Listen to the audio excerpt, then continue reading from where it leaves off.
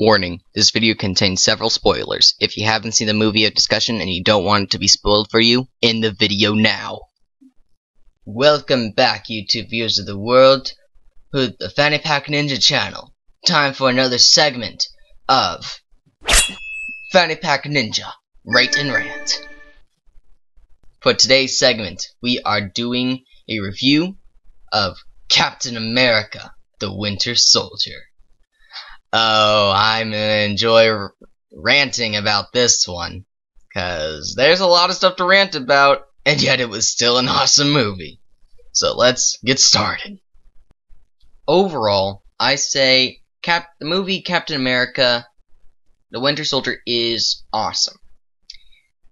If you enjoy Grand Theft Auto style car chases, aerial combat, awkward and funny moments, and extreme plot twists, then you're also going to enjoy this movie. However, if you are easily angered by mess-ups in original storylines, like how they change things from Marvel comics and older movies into this new movies that they've been making, then you may not enjoy yourself overall, but it's still a very good movie to go see, so I would recommend it. However, there are certain things that I need to rant about and get off my chest, so here they are. I'm gonna start off by saying that this movie was horribly misnamed. Here's why. The summary of the movie is not about a Winter Soldier of any kind. It's about S.H.I.E.L.D. having been corrupted by Hydra, and there are several traitors amongst the workers of S.H.I.E.L.D., and Captain America has to team up with Falcon and Black Widow to stop Hydra once again. Yeah, that's the summary of the movie. It's not about a Winter Soldier. While he is part of the movie, it's not the main focus. Here's how it is. When I first heard the title of the movie, Captain America, the Winter Soldier, I was thinking that this was a reference to the fact that I was thinking that it was referring to Captain America as the Winter Soldier, because he was frozen in time. No, not frozen in time. He was just completely frozen in ice for several decades, and he was just frozen. So that means that's a reference to ice, reference to winter. He could be the Winter Soldier in present day.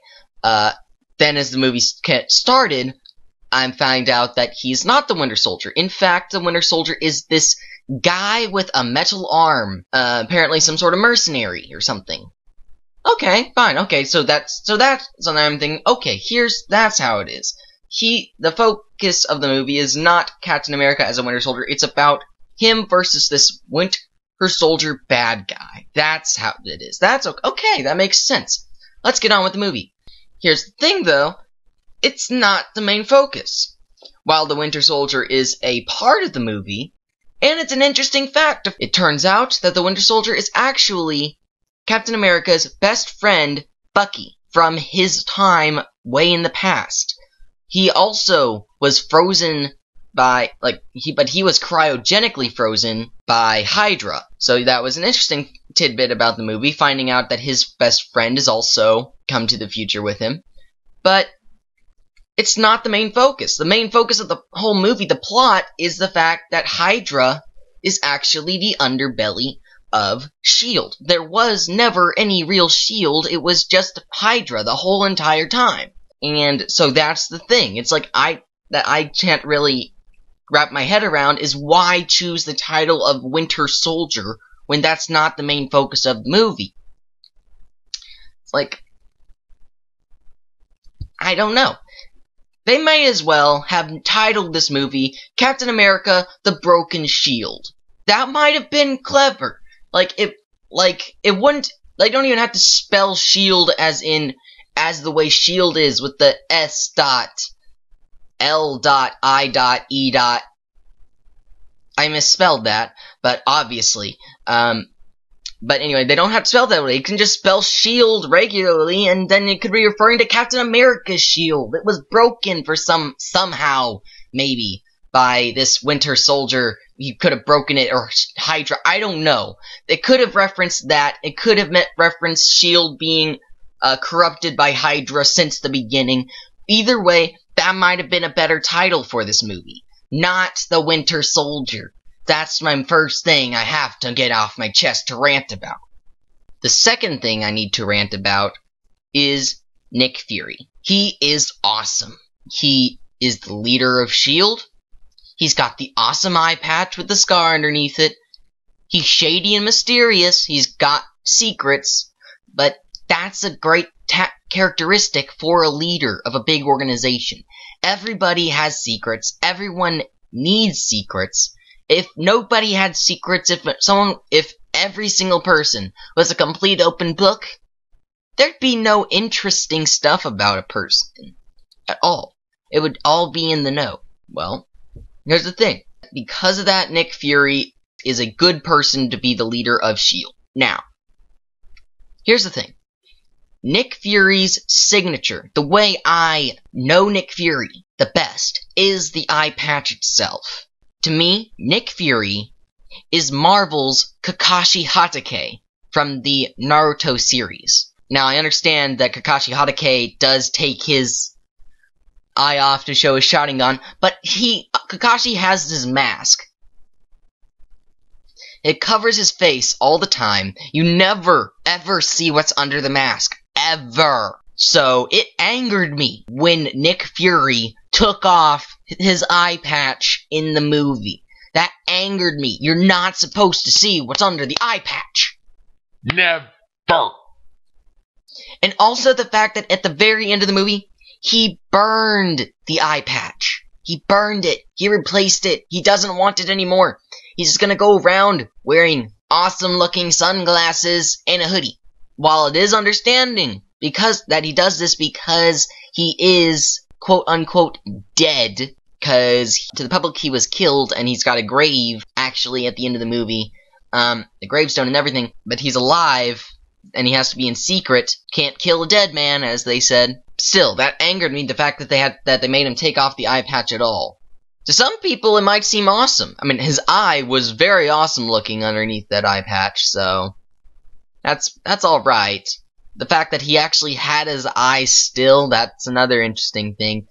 It still angers me, though, about the fact that he had to take the eye patch off at all, and then get rid of it. If he had kept the eye patch, maybe, but he had to burn it, along with so many other things, so that's part of the stuff that angers me, so yeah.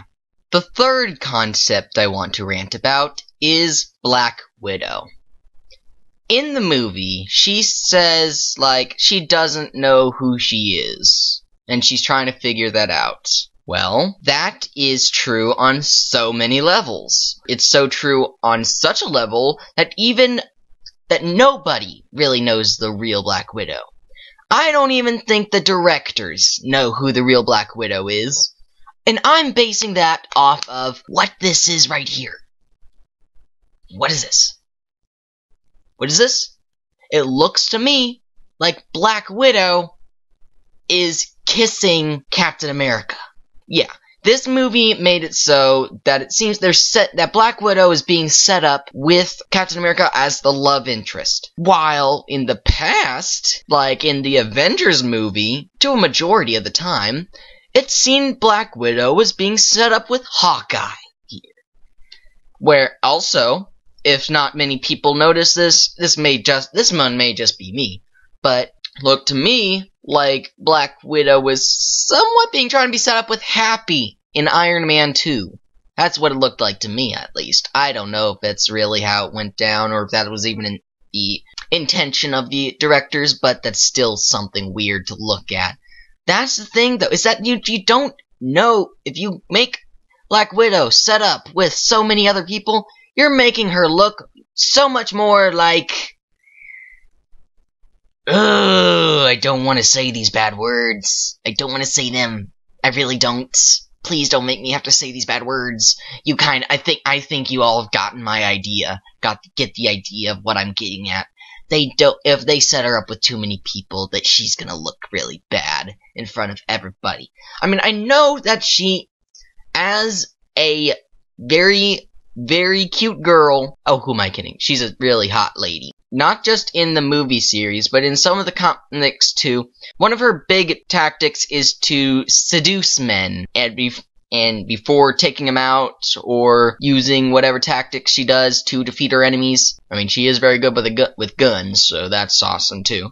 But when she's not fighting and she's just going around with everybody, the way she acts with them, that doesn't that's not something that's really good, to being put in with several different love interests. It could be showing that she has several options, sure. It could be that she's just flirting with the superheroes to try to figure out which one is good for her. Like she said, she's trying to figure herself out, but going as close as she has to all these guys and not sticking with any of them, yeah, like I said, not a very good reputation. That's my third thing to rant about. The last thing I want to rant about is something that it's not directly involved with the movie, but it's something that the movie induced. I know you may or may not know about the Marvel Agents of S.H.I.E.L.D. series on TV, where it shows about what the agents do and not involving the superheroes. But what this movie does, when it's talking about the fact that there never really was a S.H.I.E.L.D., it was always Hydra pulling the strings. How could they have made this series if there is no S.H.I.E.L.D.? It's all Hydra. My only idea, it was all Hydra's plan. It's all part of their plan. They make this series, Marvel and the Agents of S.H.I.E.L.D., to further pull our minds away from the truth that there is no S.H.I.E.L.D. It's all Hydra. They just do that. They blind our eyes with another TV series. It's a genius plan if you look at it, because it just pulls our attention away. It's like a magic trick. The true trick of a magic trick is misdirection. Yeah. That's the last thing I needed to rant about, is that one thing. Now that I've gotten all that ranting out of the way, now I can talk about the good parts of the movie. Like, overall, the movie itself, it shows what the directors are doing. They're bending up the universe into a story that interconnects on so many levels by including all these smaller references to all the other movies. The Senator talking to Nick Fury, telling him to send Iron Man by his, I can't remember if it was his niece's or his daughter's birthday party, and also the fact that they're talking about the new type of turbines from Stark Industries on S.H.I.E.L.D.'s new battlecruiser things. Along with, in the very end, they bring back in the Loki's staff from the Avengers movie that has so much power and potential inside of it. Bending up all these stories together, they are interesting plot twists that bring out the good of the movie. Also, the bringbacks of the movie, that reference back to the first Captain America movie that Marvel made, including the bringback of Peggy. Yeah, Peggy. Captain America's lady who probably would have become his fiancée, if not had been his fiancée. However, it's sad about what they did when they brought her back in. She's old now, she's brittle, and she has dementia. That was sad to find out. That was a heart-jerking moment right there in the movie for me, finding out, because it was like, they had a great conversation, she suddenly coughed up, he brought her a glass of water and like, you came back! It's been so long! And they were just talking. Yeah, that's a sad moment right there. Another thing they brought back, like I said before, is they brought back Bucky as the Winter Soldier. He had like a bunch of mental experiments done to him to turn him into a mindless robot. Attempted to, in order to turn him against Captain America. Clearly that failed, because in the end of the movie, Bucky helped save Captain America when Captain America attempted to sacrifice himself once again to save the world. So that was another interesting thing. Also, the bringback of Dr. Zola. Yeah, this little guy. This creepy little guy. But this isn't the image he takes up with. Can you change this image, please? Thank you. That's the right image. That's the one he's brought back as. His body, as he said in the movie, his body couldn't be saved. They had to, but his mind was valuable. And he took the form of several old-fashioned computers, several miles outward, underground, to combine his own mind into a system. That showed a bunch of old-fashioned sci-fi right there, putting someone's brain into a computer state, but using a ton of old-fashioned computers. That was interesting right there. And the fact that he functioned quite well. It must be some sort of pre-recording. I am not a pre-recording! Yeah, you should have seen the movie, so if you haven't, then, oh well, spoiled, sorry. I gave you the warning at the beginning of this before the Rate and Rant started, so it's your fault if you haven't seen it and then you're watching it now. Those are some pretty interesting bringbacks. Also, learning about the origins of S.H.I.E.L.D. If I'm remembering correctly, I'm pretty sure at the very end of the first Captain America movie, Peggy brought up the idea to start the S.H.I.E.L.D. organization. However, it also talked about how Hydra came out in S.H.I.E.L.D. from the beginning. Those are all the very interesting parts of the movie that I enjoyed learning about and watching. It's also piqued my curiosity. How are they going to continue this series after losing the S.H.I.E.L.D. organization pretty much almost completely? And the fact that Nick Fury is dead now, how is that going to affect the next Avengers? That's another thing to find out. I'm curious and I want to see what happens next. Now, after a close and long thought, comparing the good sides of the movie to the bad sides of the movie, the parts that angered me to the parts that I enjoyed, I have to say that I give this movie, Captain America, The Winter Soldier, a 6.5 out of 10. Kinda low, not too low.